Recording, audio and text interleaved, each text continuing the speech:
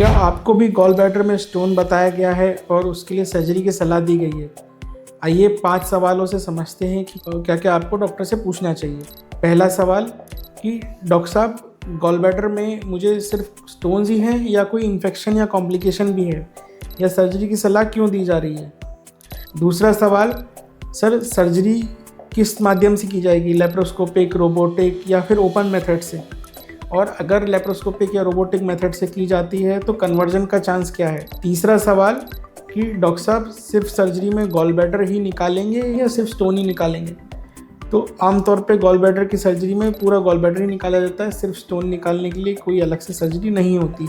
चौथा सवाल आपको जो पूछना चाहिए कि डॉक्टर साहब मेरे केस में बाइल डक्ट इंजरी का क्या रिस्क है, और अगर इस तरह की सिचुएशन आती है तो उसके लिए क्या किया जाएगा? पांचवा सवाल कि सर्जरी के बाद रिकवरी कैसी रहती है, पोस्ट ऑपरेटिव पेन कितना रहता है, और डाइट कब से नॉर्मल की जा सकती है? तो ये 5 सवालों से आप समझ सकते हैं डॉक्टर से कि सर्जरी का आउटकम क्या रहने वाला है।